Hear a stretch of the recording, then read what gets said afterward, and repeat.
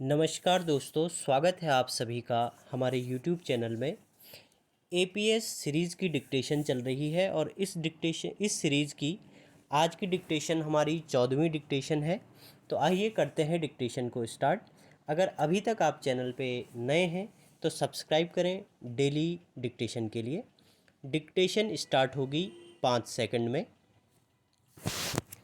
Start. भारतीय प्रधानमंत्री नरेंद्र मोदी की पोलैंड यात्रा जितनी महत्वपूर्ण है उतना ही यूक्रेन का उनका दौरा भी। किसी भारतीय प्रधानमंत्री की पोलैंड यात्रा 45 वर्षों बाद हो रही है। भारतीय प्रधानमंत्री की यूरोप के इस महत्वपूर्ण देश की यात्रा में इतना लंबा समय नहीं लगना चाहिए था, इसलिए और भी नहीं क्योंकि दोनों देशों के दशकों से मधुर संबंध रहे हैं। पोलैंड के लिए भारत इसलिए भी महत्व रखता है क्योंकि दूसरे विश्व युद्ध के दौरान जब वहाँ की सैकड़ों महिलाओं और बच्चों को कहीं शरण नहीं मिल रही थी, तब भारतीय रियासतों ने उन्हें शरण दी थी। पोलैंड भारत के इस उपकार को भूला नहीं है। यह स्वाभाविक ही है कि भारतीय प्रधानमंत्री की पोलैंड यात्रा दोनों देशों के रिश्तों को मजबूत करने के साथ आर्थिक संबंधों को भी बल प्रदान करेगी।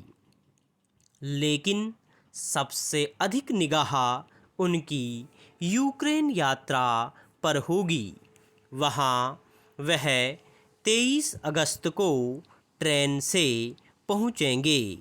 इस यात्रा पर दुनिया भर की निगाहें होंगी क्योंकि हाल में भारतीय प्रधानमंत्री रूस भी गए थे।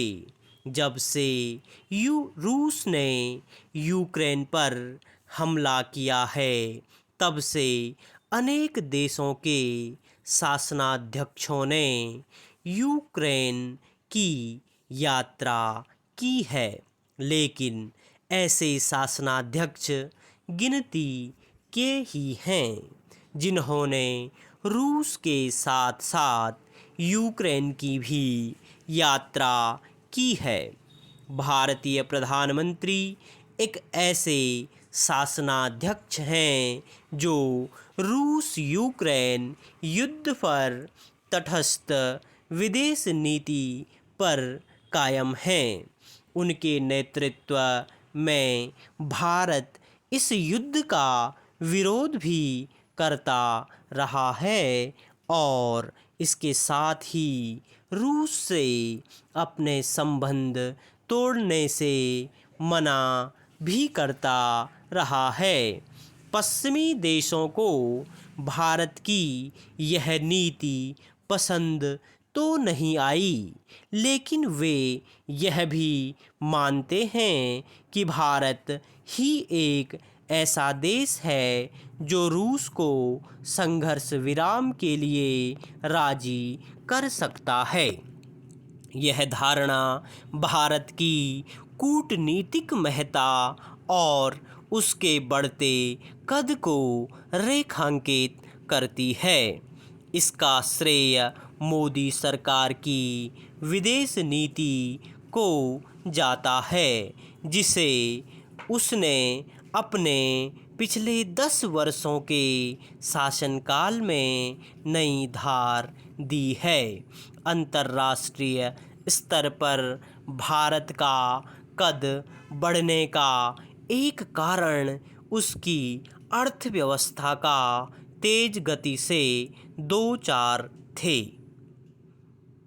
रूस यूक्रेन युद्ध के सिलसिले में विश्व समुदाय न तो इसकी अनदेखी कर सकता है कि भारतीय प्रधानमंत्री ने किस तरह रूसी राष्ट्रपति से दो टूक कहा था कि यह युग युद्ध का नहीं और न ही इसकी कि उनकी पहल से भारत G20 सम्मेलन में रूस यूक्रेन युद्ध पर भी सभी देशों की सहमति वाला प्रस्ताव पारित करने में सफल हुआ था।